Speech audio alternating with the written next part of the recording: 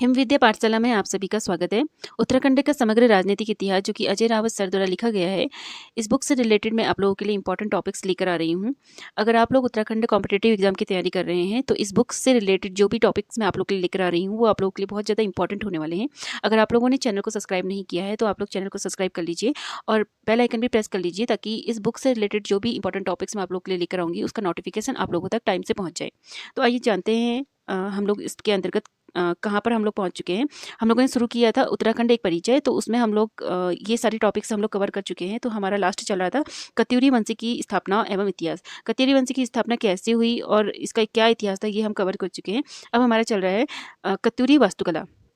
कत्यूरी वास्तुकला के अंतर्गत हम लोगों ने ये सारे मंदिर हम लोग कवर कर चुके हैं। जैसे कि हम लोगों ने कटारमल मंदिर कवर कर लिया है, गोपेश्वर मंदिर, बैजनाथ मंदिर, राकस देवल मंदिर, बागेश्वर मंदिर, कालीचौड़ मंदिर, आदि बद्री मंदिर और द्वाराहाट के मनियान समूह के मंदिर हम लोग कवर कर चुके हैं। मंदिरों का कचेरी समूह भी हम कवर कर चुके हैं। आज हम शुरू करने वाले हैं अपना ये रानीखेत का झूला देवी मंदिर। ठीक है, इसके अंतर्गत हम आज दो मंदिर के टॉपिक्स हम कवर करेंगे। एक तो रानीखेत का झूला देवी मंदिर और एक प्रकृति का वैभव द्रोणागिरी मंदिर, जिसे आज वर्तमान में हम दूनागिरी मंदिर के नाम से जानते हैं। तो आइए चलते हैं और वीडियो को शुरू करते हैं। वीडियो शुरू करने से पहले मैं आप लोगों से एक रिक्वेस्ट करना चाहती हूँ कि वीडियो को पूरा देखिएगा और कॉपी पेन लेकर बैठिएगा ताकि इसके अंतर्गत जो भी इंपॉर्टेंट पॉइंट्स हैं वो मैं आपको नोट कराऊंगी, तो आप लोग अपनी नोट कॉपी में उसको नोट डाउन करते जाइएगा। वीडियो पसंद आए तो वीडियो को जरूर लाइक कीजिएगा। लास्ट हमने इस वीडियो के अंतर्गत जो मेरी लास्ट 12वां जो भाग आया था उसके अंतर्गत हम लोगों ने मंदिरों के कचेरी समूह और द्वाराहाट के मनियान मंदिर समूह के बारे में हम लोगों ने जाना था। अगर आप लोगों ने वो वीडियो नहीं देखी है तो आप चैनल पर विजिट करके उन सारी वीडियो को देख सकते हैं। चलिए शुरू करते हैं। आज है हमारा रानीखेत का झूला देवी मंदिर। अल्मोड़ा जनपद में रानीखेत के झूला देवी मंदिर की अद्वितीय जनश्रुति पर आधारित कत्यूरी कालीन अनुपम अविस्मरणीय मंजर का वर्णन करने के लिए सर्वोत्तम विशेषणों की कमी है। देखिए, जो ये मंदिर की बात यहाँ पे की जा रही है, अल्मोड़ा जनपद के अंतर्गत जो रानीखेत में झूला देवी मंदिर है उसकी बारे में जो जानकारी हमें मिलती है वो जनश्रुतियों के अनुसार मिलती है। कत्यूरी काल से जनश्रुतियों के अनुसार मिलती है। कत्यूरी काल के बारे में कोई भी हमको इसमें सर्वोत्तम जानकारी नहीं मिलती है, यानी कि कोई भी लिखित प्रमाण पत्र ऐसा नहीं मिलता है जिससे कि हम इस मंदिर के का निर्माण कब हुआ और बाकी के कत्यूरी काल से जुड़े हुए और चीज़ों को हम जान सके, ऐसा हमको कोई प्रमाण मिलता नहीं है। लेकिन जनश्रुति के अनुसार ये कहा जाता है कि ये मंदिर का निर्माण कत्यूरी काल में हुआ है। ठीक है, आइए आगे बढ़ते हैं। देवस्थल अलौकिक प्रेम, श्रद्धा एवं आदर का प्रतीक है। मंदिर रानीखेत नगर से पुराना है। मतलब ये जो मंदिर है रानीखेत का झूला देवी मंदिर जो है वो रानीखेत नगर जब बसा था उससे भी पुराना मंदिर है और पहाड़ों की रानीखेत के सौंदर्य में चार चांद लगाता है। ठीक है, तो जब ये रानीखेत नगर बसा था उससे भी पुराना मंदिर ये माना जाता है, क्योंकि बहुत सालों पहले रानीखेत क्या क्या था, घनी जंगलों से घिरा हुआ था, तब इस मंदिर का निर्माण हुआ था। तब इसमें नगर का निर्माण नहीं हुआ था। आप इस पॉइंट को आप नोट कर सकते हैं कि रानीखेत को पहाड़ों की रानी कहा जाता है। ठीक है, एग्जाम में आ सकता है कि पहाड़ों की रानी किसे कहा जाता है, तो पहाड़ों की रानी रानीखेत को कहा जाता है। पहाड़ों की रानी रानीखेत के सौंदर्य में चार चांद लगाता है। यह रानी का बगीचा के रूप में भी जाना जाता है। रानी के बगीचे की जैसे नाम से ही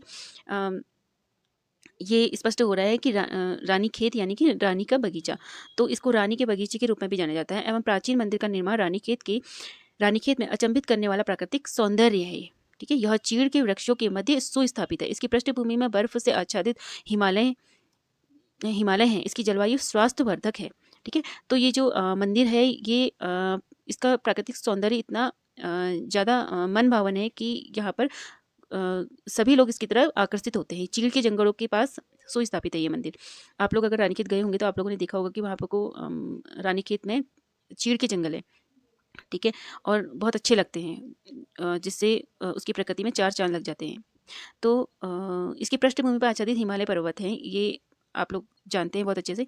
इसकी जलवायु स्वास्थ्यवर्धक है।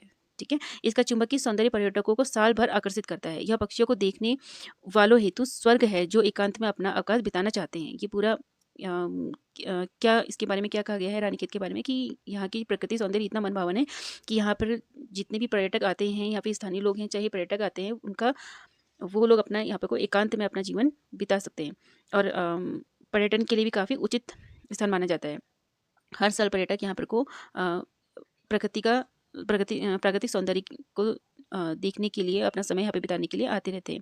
रानीखेत को शहरीकरण करने का श्रेय अंग्रेज़ों को जाता है, ठीक है? उत्तराखंड में कई ऐसे शहर हैं जिनको अंग्रेज़ों ने बसाया था, ठीक है? तो क्या कह रहा है कि कालक्रम के इतिहास के अनुसार अंग्रेज़ों द्वारा 1869 में रानीखेत को छावनी के रूप में विकसित किया जाने लगा था। भारत के वायसराय लॉर्ड मेयो इस स्थान यानी कि रानीखेत के चुंबकीय आकर्षण एवं शांतिमय वातावरण से मंत्रमुग्ध होकर 1872 में शिमला से सेना मुख्यालय को रानीखेत में स्थानांतरित करने के लिए सोचा था। तो जो भारत के उस समय 1869 के समय भारत के जो वायसराय कौन थे? लॉर्ड मेयो थे, ठीक है? लॉर्ड मेयो का कार्यकाल 1869 से 1872 तक माना जाता है। तो जो उस समय भारत के वायसराय थे लॉर्ड मेयो, तो ये आप इसको अपनी कॉपी में नोट डाउन कर सकते हैं। तो इन्होंने क्या किया था, ये इनको रानीखेत की प्राकृतिक सौंदर्य बहुत ही पसंद आया था, ठीक है? चुंबकीय आकर्षण और शांतिमय वातावरण से मंत्रमुग्ध होकर इन्होंने 1872 में शिमला में जो सेना मुख्यालय था उसको रानीखेत में स्थानांतरित करने के बारे में अपना सोच विचार किया था और उसके लिए कार्य भी किए थे 1947 में। अच्छा, लॉर्ड मेयो के बारे में आप लोग इंडियन हिस्ट्री के लिए अगर आप लोग इंपॉर्टेंट समझते हैं तो आप इसको नोट कर सकते हैं। लॉर्ड मेयो का कार्यकाल था 1869 से लेकर 1872 था। ये भारत के एक ऐसे वायसराय माने जाते हैं जिनकी हत्या की गई थी, ठीक है? तो ये आए थे जब ये वायसराय बने थे उस समय ये उत्तराखंड में दौरे के लिए आए थे, यानी कि दौरा निरीक्षण के लिए आए थे और इन्होंने यहाँ पर को काफ़ी प्रशासनिक सुधार किए थे और ज़्यादातर इनका जो कार्य था वो पहाड़ी क्षेत्रों में राजस्व और प्रशासन व्यवस्था को बेहतर बनाने के लिए इन्होंने काफ़ी कार्य किए थे। तो आप इसको नोट कर सकते हैं। इन्होंने सड़कों और मार्गों की मतलब सड़क मार्गों के लिए भी काफ़ी कार्य किए थे यहाँ पे। तो जब ये 1872 में ही जब यहाँ आए हुए थे तो उसी समय 1872 में ये अंडमान निकोबार द्वीप समूह में गए हुए थे अपने दौरे निरीक्षण के लिए। तो वहाँ पर को किसी कैदी ने इनकी हत्या कर दी थी, तो इसीलिए इनका कार्यकाल 1869 से 1872 है। तो आप इसको नोट डाउन कर सकते हो, ठीक है? उसके बाद 1947 तक रानीखेत अंतर्राष्ट्रीय पर्यटक मानचित्र में शामिल हो गया था। रानीखेत के इतिहास में 1948 का वर्ष बहुत ही महत्व का है क्योंकि इस साल इसे कुमाऊं रेजिमेंट का रेजिमेंटल सेंटर बनाया गया। कुमाऊं रेजिमेंट का मुख्यालय यहीं पे को है और यहाँ पे को सभी जितने भी आर्मी की जो सेना होती है उनकी ट्रेनिंग वगैरह सब यहीं पे होती है, ठीक है? तो इसका श्रेय भी किसको जाता है? अंग्रेजों को जाता है, ठीक है? आगे बढ़ते हैं। झूला देवी मंदिर एक दैवीय आश्रय स्थल है, यहाँ पे को देवी का वास है और रानीखेत के वासियों का संरक्षण करती हैं, ठीक है? वर्तमान मंदिर का पुनर्निर्माण 1935 में हुआ है। जो अभी मंदिर है उसका वो पुनर्निर्माण उसका जब पुनर्निर्माण हुआ वो कब हुआ था? 1935 में हुआ था। शीघ्र ही मंदिर का महत्व महान ऋषियों और मुनियों के आश्रय स्थल के रूप में बढ़ गया। अब ये मंदिर कहाँ पर था? एक घने जंगल के बीच में स्थापित था, ठीक है? रानीखेत का झूला देवी मंदिर ये घने जंगल के बीच में स्थापित था। उस वक्त बहुत ज़्यादा आबादी नहीं थी, तो इस वजह से ऋषि मुनि यहाँ अक्सर आया जाया करते थे और तपस्या किया करते थे, अपना निवास स्थान यहीं पे बनाया करते थे। इस मंदिर से एक बहुत खास नाम जुड़ा हुआ है, आप लोग अपनी कॉपी में नोट डाउन कर सकते हैं। लाहिरी महाशय का नाम इस मंदिर से जुड़ा हुआ है। तो इनके बारे में हम आगे डिटेल में पढ़ेंगे, इनके बारे में आगे वाले पेज पे बहुत डिटेल में दिया गया है। तो यहाँ पर मैं इनके बारे में आपको एक छोटी सी जानकारी देना चाहती हूँ। उससे पहले हम इसको पढ़े थे। लाहिरी महाशय जैसे ऋषि का रानीखेत में निवास था और उसके पश्चात उन्होंने द्रोणागिरी में ज्ञानोदय प्राप्त किया था, यानी कि द्रोणागिरी में इनका ज्ञानोदय हुआ था। यानी कि जो लाहिरी महाशय हैं ये एक इनका पूरा नाम है श्यामाचरण लाहिरी, ठीक है? आप अपनी कॉपी में से नोट डाउन कर सकते हैं और ये भारत के महान योगी व आध्यात्मिक गुरु के रूप में जाने जाते थे, ठीक है? और क्रिया योग में इन्होंने पुनर्जागरण के लिए कार्य किए थे, ठीक है? तो इनका निवास स्थान, इन्होंने अपना निवास कहाँ बनाया था? इनका निवास था रानीखेत में, लेकिन इन्होंने ज्ञान कहाँ पे प्राप्ति किया था? द्रोणागिरी, जो आज की दूनागिरी के नाम से हम जिस मंदिर को जानते हैं वहाँ पर इन्होंने ज्ञान की प्राप्ति की थी। इनके बारे में बाकी की जानकारी हम आगे जानेंगे। आगे बढ़ते हैं। अनगिनत घंटियाँ मंदिर के चारों ओर लटकी हैं जो देवी की आध्यात्मिक शक्ति का तथा भक्तों का उन पर अनंत विश्वास का प्रमाण है। यहाँ व्यक्ति को मालूम होता है कि व्यक्तिगत बंधन मुक्ति से अधिक मानव मुक्ति हेतु कार्य करना अति श्रेयस्कर है। यानी कि क्या मतलब है कि यहाँ पर व्यक्ति ये बहुत अच्छे से जानता है कि खुद के लिए कार्य करने से ज़्यादा दूसरों के कल्याण करने हेतु कार्य करना ज़्यादा श्रेयस्कर होता है, ठीक है? सिर्फ अपने बारे में ही नहीं सोचना है बल्कि दूसरों के कल्याण के बारे में कल्याण करना है, दूसरों के कल्याण के लिए कार्य करना है, हमको दूसरों की सेवा करनी है। व्यक्तिगत स्वयं का विकास गौड़ है। यह कुमाऊं की वन संस्कृति एवं समृद्ध जैव विविधता का झरोखा है। ठीक है, जैसे कि पहले ही इस बात को स्पष्ट किया जा चुका है कि रानीखेत क्या है, एक प्राकृतिक सौंदर्य से काफ़ी समृद्ध है। ठीक है, इसकी प्राकृतिक सौंदर्यता क्या करती है, अपनी ओर खींचती है। तो उसी अ, में आगे लिखा है कि वन संस्कृति से काफ़ी समृद्ध है। यहाँ पर खूब हरियाली है, पेड़ पौधे हैं, जंगली जानवर, पशु पक्षी हैं। तो जैव विविधता का एक झरोखा है। ठीक है, तो जो दावा करती है कि वन प्रकृति में व्याप्त हस्ती है। ठीक है, आगे बढ़ते हैं। मौखिक जनश्रुति के अनुसार 900 वर्षों पहले रानीखेत एक घना जंगल था और जंगली जानवरों से ग्रस्त था। तो यहाँ पर कोई इस मंदिर का निर्माण कैसे हुआ है उसके बारे में एक छोटी सी कहानी लिखी है, तो उसे हम पढ़ते हैं। ये जंगली जानवर रानीखेत वासियों के लिए एक अभिशाप या संकट थे। ठीक है, तो 900 वर्ष पहले क्या कह रहा है कि रानीखेत एक घना घना जंगल था और यहाँ जंगली जानवरों से घिरा हुआ था ये।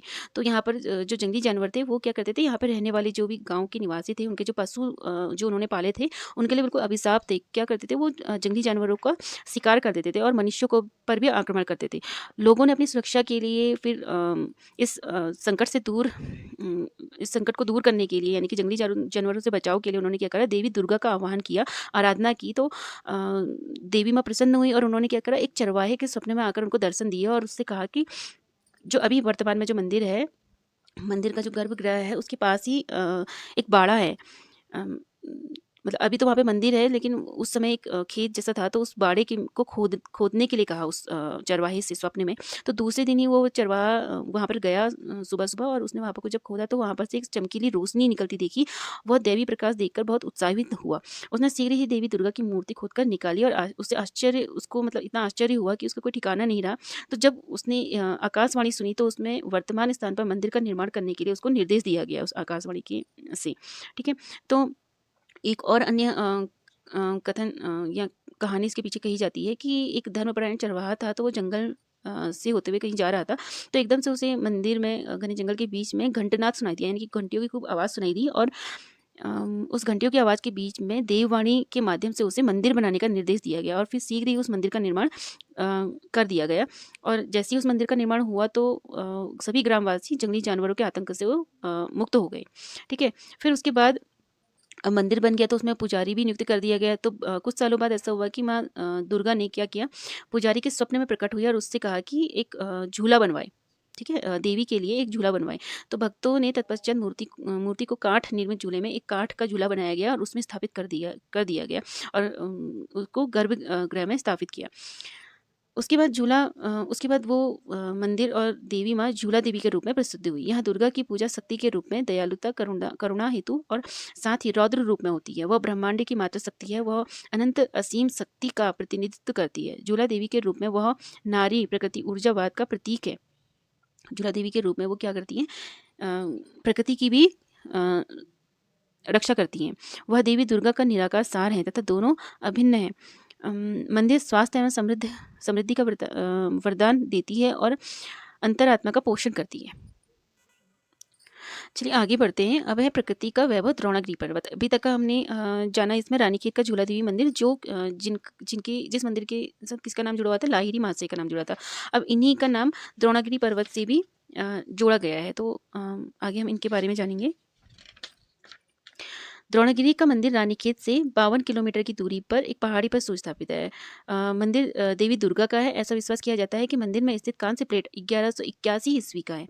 ठीक है, पहाड़ी पर शाही रूप से स्थित मंदिर में प्रत्येक वर्ष बहुत तीर्थयात्रियों को आकर्षित करता है।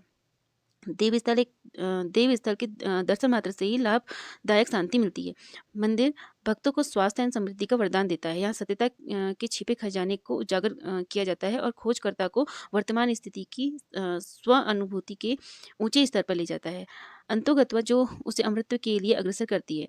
यह शाश्वत जीवन के परिमंडल में प्रवेश हेतु मानव की योग्यता निर्धारित करने में सुविधा प्रदान करती है। तो ये मंदिर आज के समय में दूनागिरी मंदिर के नाम से जाना जाता है। आप लोग इस नाम से अच्छे से परिचित होंगे। तो इसका निर्माण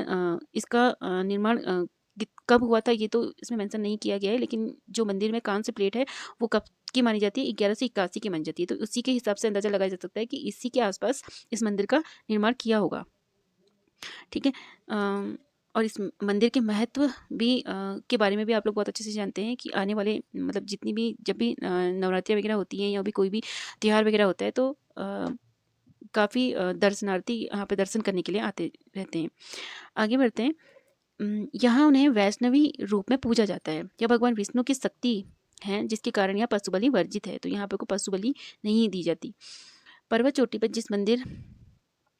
जिस पर मंदिर स्थित है उसे ऋषि द्रोण का दैवी प्रतीक माना जाता है। ऋषि द्रोणाचार्य जो कि पांडव और कौरवों के गुरु थे, तो उन्होंने यहाँ पर को ज्ञान की प्राप्ति की थी, इसीलिए इसे तपस्या कई वर्षों तक तपस्या की थी और ज्ञान की प्राप्ति की थी, तो इसी वजह से द्रोणागिरी पर्वत के नाम से ये जाना जाता है। और महाभारत काल से भी ये पर्वत जुड़ा हुआ है और रामायण काल से भी ये पर्वत का संबंध माना जाता है। तो कथनानुसार जब लक्ष्मण रणभूमि में रावण के पुत्र मेघनाथ द्वारा बुरी तरह घायल हो गए, तो हनुमान जी जीवनदायिनी संजीवनी बूटी की खोज में इस स्थान पर आए। कुछ विशेषज्ञों का विश्वास है कि अनंत काल से जनपद पिथौरागढ़ की व्यास घाटी संजीवनी बूटी का खजाना या भंडार रही है। ठीक है, जो पिथौरागढ़ में व्यास घाटी है वहाँ पर को क्या है, संजीवनी बूटी का खजाना माना जाता है। उस क्षेत्र के निवासियों द्वारा आज भी यह दृढ़तापूर्वक कहा जाता है कि ऋषि व्यास ने घाटी के जंगलों में तपस्या की थी जो संजीवनी बूटी से परिपूर्ण थी। हनुमान जी यहाँ से जीवनदायिनी बूटी लाए। बूटी का रस पिलाने के पश्चात लक्ष्मण जी को होश आया और व्यास घाटी के लोगों का विश्वास है कि हनुमान जी ने पूरी पहाड़ी को उठा लिया था, क्योंकि लक्ष्मण का इलाज करने के लिए जो लक्ष्मण जी का इलाज कर रहे थे वैद्य, उनका नाम क्या, सुरेन, तो वैद्य सुरेन द्वारा बताया गया कि बूटी को वो नहीं जो उन्होंने बताई थी बूटी, उस बूटी को हनुमान जी नहीं पहचान पाए। ठीक है, तो निर्देशानुसार जब हनुमान जी बताए गए स्थल पर पहुंचे तो उन्होंने पूरी पर्वत श्रृंखला को दिव्य प्रकाश से प्रकाशमान देखा। यानी कि जब वैद्य सुरेन ने उन्हें ये बताया कि आप जिस पर्वत पे जाओगे तो वहाँ पर को जब जो बूटी लेकर आनी है वो बूटी कि वहाँ पे को कुछ प्रकाश सा आपको दिखाई देगा, तो वही बूटी आप लेकर आइएगा। लेकिन उनके पहुँचने से पहले ही पूरी पहाड़ी को प्रकाशित कर दिया गया था, जिस वजह से हनुमान जी को समझ में नहीं आया कि कौन सी असली बूटी है। तो उन्होंने समय की बर्बादी ना करते हुए उस पूरी पहाड़ी को उखाड़ लिया और अपने हाथों में धारण करके वो लेकर आने लगे। और ऐसा कहा जाता है कि उस पहाड़ी का एक छोटा सा हिस्सा, जब वो पहाड़ी को पर्वत को उठा के ला रहे थे, तो उस पहाड़ी को एक छोटा सा हिस्सा द्रोणागिरी पर्वत पर पहाड़ पर गिर गया। तो वो पर्वत का जो कुछ एक छोटा सा टुकड़ा कहाँ पे गिर गया था, द्रोणागिरी पर्वत पे गिर गया था। तो तब से ये मान्यता ऐसे माना जाता है कि उस पहाड़ पर उस पर्वत का जो हिस्सा गिरा था तो उसे द्रोणागिरी मंदिर की बाहरी दीवार पर लगा दिया गया और लोगों का विश्वास के अनुसार उस गिरे हुए हिस्से ने पूरे क्षेत्र को दिव्य ऊर्जा से आवेशित कर दिया था। ठीक है, इसकी अभिव्यक्ति लोगों द्वारा अभी भी महसूस की जाती है। वर्तमान में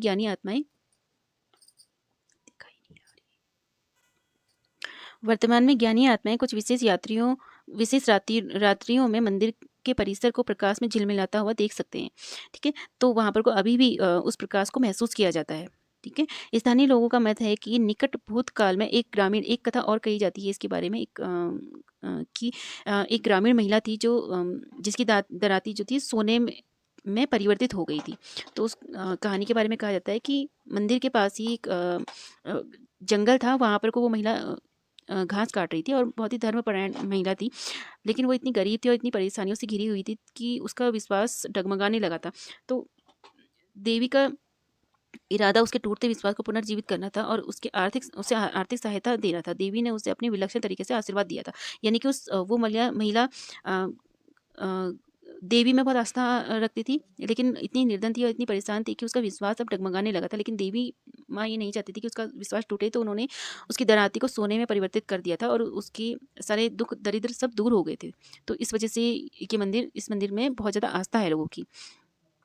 आगे बढ़ते हैं। ग्राम बीजापुर के रौतेला कुल के लोगों ने 1920 में मंदिर का जीर्णोद्धार किया।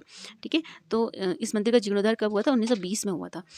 उसके बाद शिव भगवान की मूर्ति वहाँ पे स्थापित की गई, हनुमान जी की मूर्ति स्थापित की गई और न्याय के देवता गोलू की मूर्ति वहाँ पर को स्थापित की गई। क्योंकि कुमाऊं में हिंदू देवता के साथ स्थानीय देवता एवं संतों की मूर्ति को स्थापित करने की परंपरा है। क्योंकि शैव मत वालों और वैष्णव मत वाले, शैव मत क्या होते हैं जो शिव की आराधना करते हैं, और वैष्णव मत वाले कौन होते हैं जो भगवान विष्णु के अवतार की आराधना करते हैं, यानी कि उनको अपना देवता मानते हैं। यानी कि भगवान श्री कृष्ण की आराधना करेंगे या फिर भगवान श्री राम की आराधना करेंगे। तो वैष्णव मत वाले जो भगवान विष्णु की अवतार की आराधना करते हैं, तो वालों के बीच कोई स्पष्ट सीमांकन नहीं है। दूसरी बात, यहाँ के लोग विकासवादी और सर्वात्मवादी हैं। या विकासवादी यानी कि हमेशा विकास की ओर अग्रसर रहते हैं, और सर्वात्मवादी यानी कि हर किसी में उनको परमात्मा परमात्मा नज़र आते हैं। यानी कि हर किसी को, पशु, पक्षी, पेड़, पौधे, मनुष्य, हर किसी में वो परमात्मा की उपस्थिति मानते हैं। लोग प्रकृति के सानिध्य में हैं और सहनशील प्रवृत्ति के हैं। प्रकृति में रहने के कारण, मतलब प्रकृति से बहुत ज़्यादा प्रेम करते हैं, और उसके प्रति काफ़ी सहनशील हैं। उत्तराखंड के पहाड़ी क्षेत्र में विभिन्न मतावलंबी और धर्मावलंबी सांप्रदायिक सौहार्द के साथ रहते हैं। हालांकि कुछ राजनीतिक दलों की घुसपैठियाँ अपनी निजी स्वार्थ हेतु लोगों की धार्मिक भावना को हवा देते हैं। आगे बढ़ते हैं।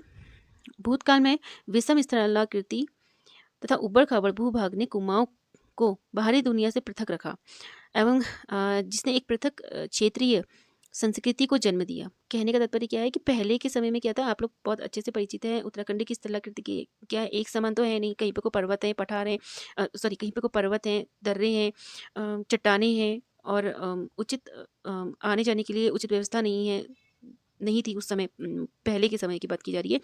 तो कैसा था यहाँ का, स्थलाकृति कैसी थी, उबड़ खाबड़ थी।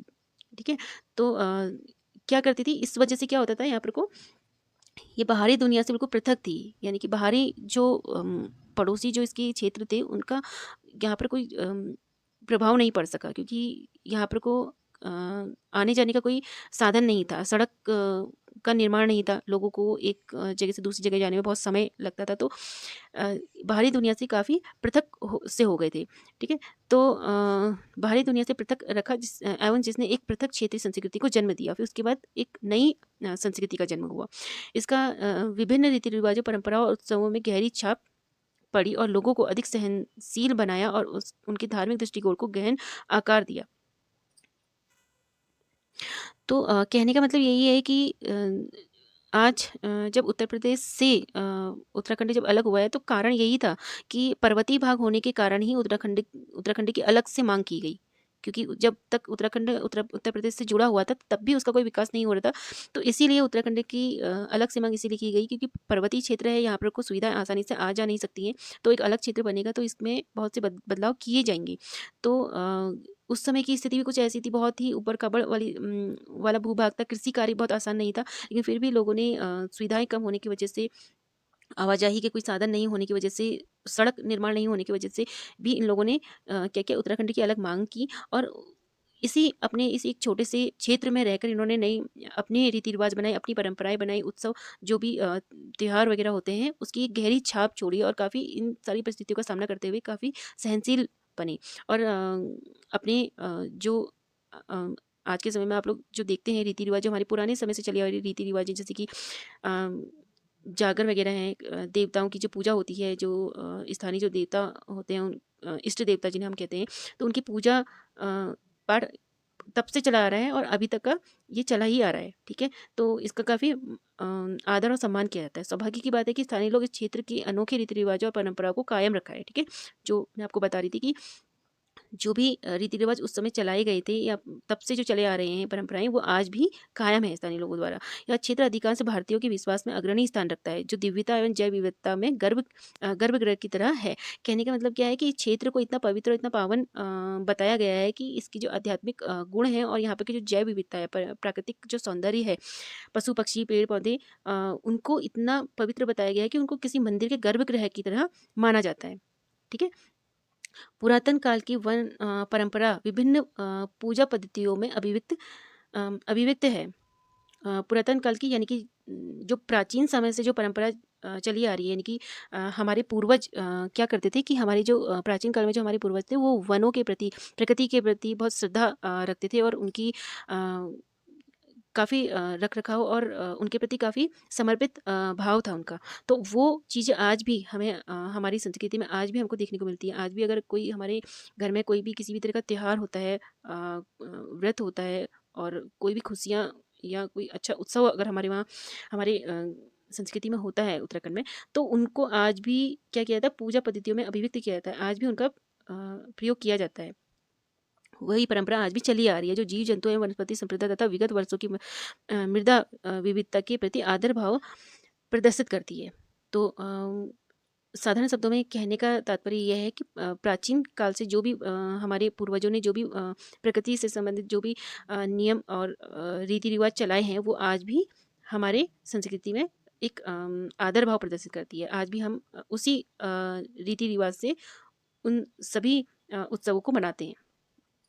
आगे बढ़ते हैं। मंदिर महान संत लाहिरी महाशय से संबंध है। ये मंदिर भी महान संत लाहिरी महाशय से संबंधित है, जिनका नाम मैंने अभी आपको आगे बताया था ना, जो रानीखेत में जिनका निवास था और द्रोणागिरी पर्वत पे इन्होंने ज्ञान की प्राप्ति की थी। ये कौन थे? ब्रिटिश काल में जब अंग्रेजों का यहाँ पे शासन था, तो उस समय ये मिलिट्री इंजीनियरिंग सर्विस में लेखाकार के पद पर कार्यरत थे। और उसी दौरान इनका 1861 में यहाँ रानीखेत में क्या हुआ था, ट्रांसफर होके ये यहाँ पे को आए हुए थे। उस समय उनकी आयु सिर्फ 33 वर्ष थी। छावनी में स्थानांतरण के दौरान उन्होंने द्रोणागिरी पर्वत पर जाने की विशेष रुचि दिखाई, क्योंकि तब तक शक्तिपीठ के रूप में उसकी महत्ता बढ़ गई थी। यानी कि द्रोणागिरी पर्वत पे जो हनुमान जी द्वारा लाए गए पर्वत से जो पत्थर वहाँ पर को गिरा हुआ था, उसकी वजह से उसको शक्तिपीठ के रूप में जाने जाने लगा था।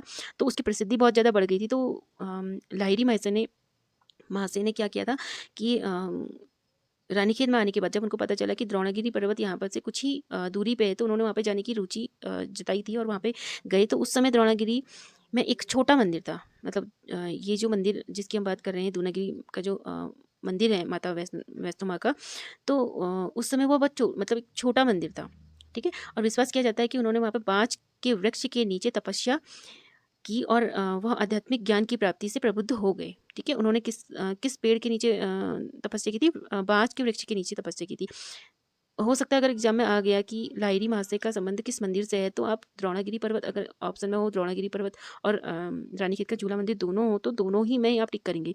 ठीक है। और दूसरा, लाहिरी महाशय ने ज्ञान की प्राप्ति किस वृक्ष के नीचे ग्रहण की थी? बाँज के वृक्ष के नीचे करी थी। आप इसका मैं आपको एक्स्ट्रा नोट बना के मैं आपको इस पेड़ के बारे में बताना चाहूँगी। तो इसका एक वैज्ञानिक नाम है बाँज के पेड़ का। तो आप इसको अपनी कॉपी में नोट डाउन कर सकते हैं। इसका वैज्ञानिक नाम है क्वेरकस ल्यूकोट्राइकोफोरा। ठीक है। तो आप इसको अपनी कॉपी में नोट डाउन कर सकते हैं। आगे बढ़ते हैं। तो इन्होंने क्या किया था, यहाँ पे को आध्यात्मिक ज्ञान की प्राप्ति यहाँ पे को कर ली थी। यहाँ से वो द्रोणागिरी पर्वत से 5 किलोमीटर की दूर पर पड़ोस में स्थित एक कुकुचिना एक नामक एक जगह है, वहाँ पर गए, जहाँ पर एक गुफा में विख्यात महाअवतार बाबा ने उन्हें क्रिया योग में दीक्षित किया था। महाअवतार बाबा कौन है? इनको भी क्या माना जाता है? क्रिया योग का आध्यात्मिक गुरु माना जाता है। ठीक है। इनको ये बाबा इतने शक्तिशाली और इतने जाने माने हैं कि इनको अजर अमर योगी के रूप में जानते हैं सभी लोग। ठीक है। तो इन्होंने क्या किया था? योग और आध्यात्मिक ज्ञान का प्रचार प्रसार किया था इन्होंने। ठीक है। इनके बारे में अगर आप एक्स्ट्रा नोट अगर आप नोट डाउन करना चाहते हैं, तो आप लिख सकते हैं अपनी कॉपी में कि इनको हिमालय के गुप्त स्थानों में रहते हैं ये, और कुछ चुने हुए साधकों को ही दर्शन देते हैं।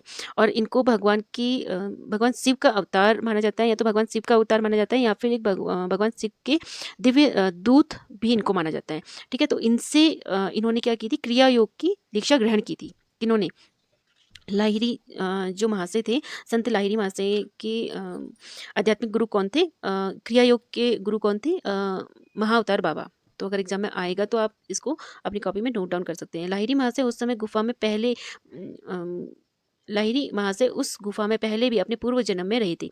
यानी कि उनको ये आभास हो गया था कि क्या था कि लाहिरी महाशय अपनी जब उनका पहले जब जन्म हुआ था, तो वो उसी गुफा में रहे थे। ठीक है। उस समय वह गंगाधर के नाम से जाने जाते थे। यानी कि पूर्व जन्म में उनका नाम क्या था? लाहिरी महाशय का गंगाधर था। गंगाधर का पराभौतिक महत्व यह है कि उनका जीवन रूपी नदी और मेरुदंड के संचालन में परिपूर्ण नियंत्रण है। गंगाधर का शाब्दिक अर्थ है जो गंगा को धारण करता है।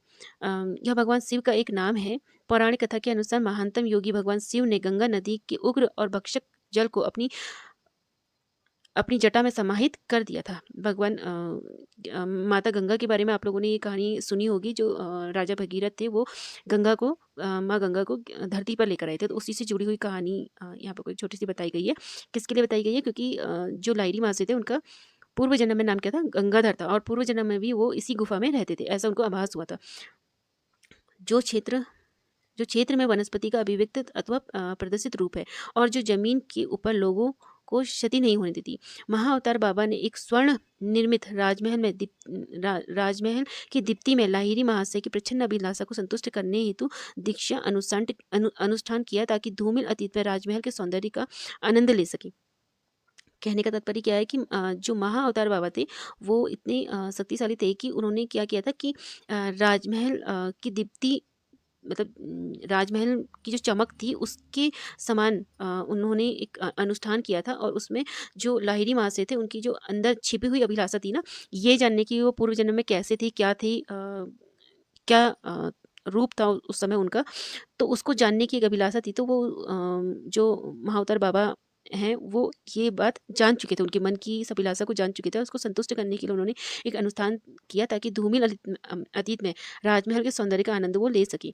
ठीक है, गुरु ने शिष्य के ललाट को शिष्टता सौम्यता से छुआ, यानी कि बहुत शिष्टता के संग उनके माथे को छुआ, और छूने पर क्या हुआ, उनकी लाहिरी महाशय के मस्तिष्क में एक चमत्कारी प्रवाह दौड़ा, जिससे उनके पूर्व जन्म की स्मृति उजागर हो गई और उन्हें कर्म के अंतिम बंधन से मुक्त कर दिया, यानी कि उनको आध्यात्मिक ज्ञान की पूर्ण रूप से प्राप्ति हो गई।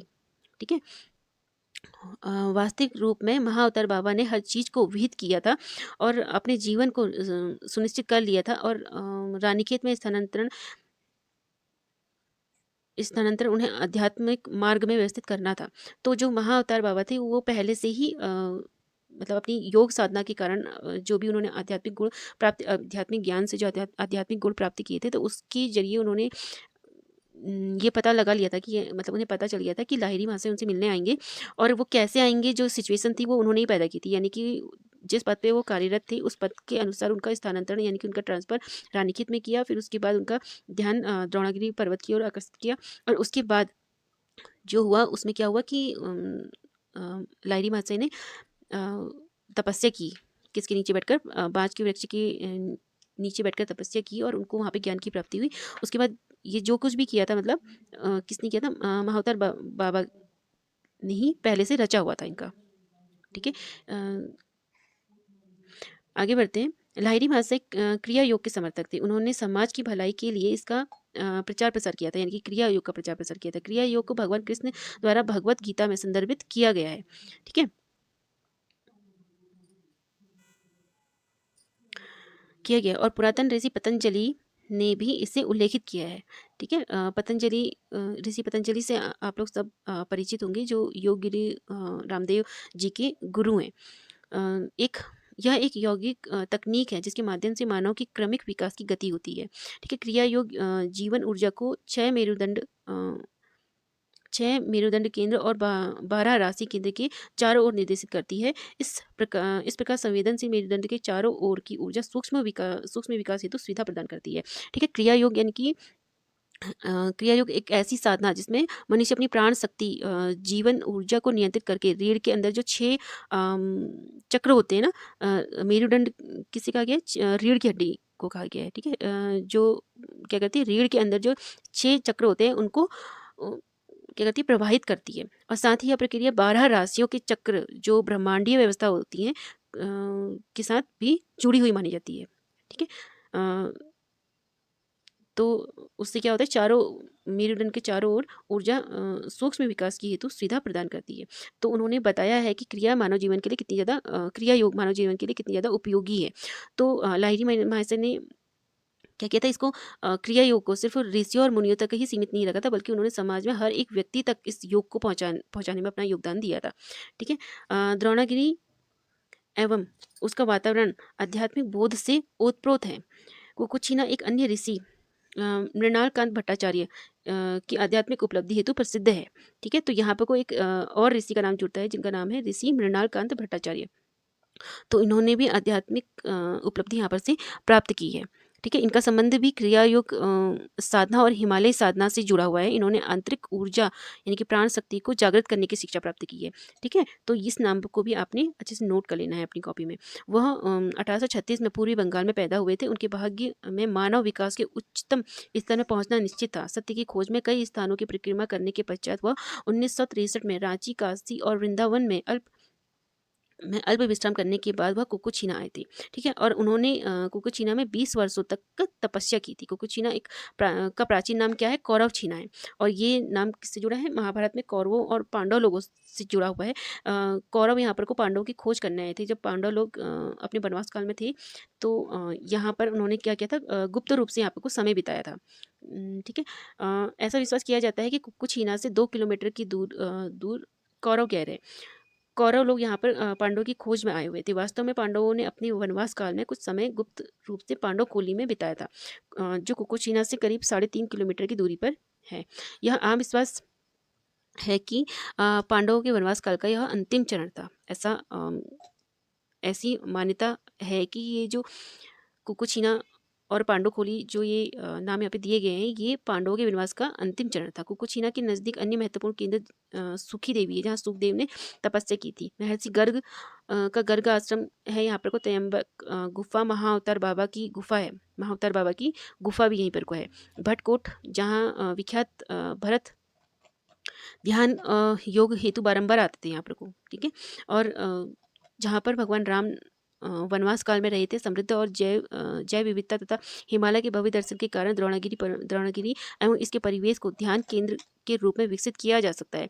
शांत, स्वच्छ, एकांत, घनी वृक्षों से आच्छादित होने के कारण इसे महान आध्यात्मिक स्थल के रूप में भी विकसित किया जा सकता है। यानी कि कहने का तात्पर्य यह है कि जो द्रोणागिरी पर्वत है, ये महाभारत काल से भी इसका संबंध बताया जाता है, और रामायण काल से भी इसका संबंध बताया जाता है। यहाँ पर को बड़े बड़े ऋषि मुनि आकर इन्होंने यहाँ पे तपस्या की है और आध्यात्मिक ज्ञान की प्राप्ति की है। जो आज के समय में आप लोग देखते हैं कि 21 जून को एक दिवस मनाया जाता है, जो क्या है, योग दिवस के रूप में जिसको मनाया जाता है। तो यहाँ पर ये कहा गया है कि योग क्रिया योग और क्रिया योग साधना को देखते हुए इस स्थान का क्या करना चाहिए? इस स्थान को आध्यात्मिक रूप से विकसित करना चाहिए। ऐसा सरकार से एक रिक्वेस्ट की जा रही है कि सरकार को इस ओर ध्यान देना चाहिए, क्योंकि ये प्रकृति के मतलब प्राकृतिक रूप से भी काफ़ी समृद्ध है।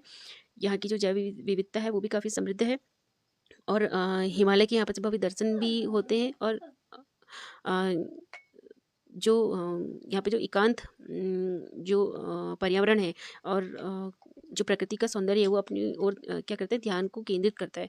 तो क्रिया योग को यहाँ पर और आध्यात्मिक स्थल के रूप में इसको विकसित किया जाना चाहिए। ठीक है? तो आज के लिए हम लोगों ने कितना क्या जाना था? हमने 2 सबसे इम्पोर्टेंट मंदिरों के बारे में हम लोगों ने जाना, जो द्रोणागिरी पर्वत, जिसे आज द्रोणागिरी मंदिर के नाम से जाना जाता है, और झूला देवी मंदिर, रानीखेत का झूला देवी मंदिर के बारे में पढ़ा, जिनका संबंध किससे है? कौन थे? लाहिरी माँ से है। ठीक है? तो इनसे और महाअवतार बाबा से जुड़ा हुआ है।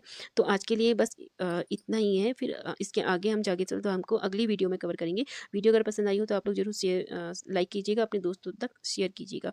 आज के लिए बस इतना ही। Thank you.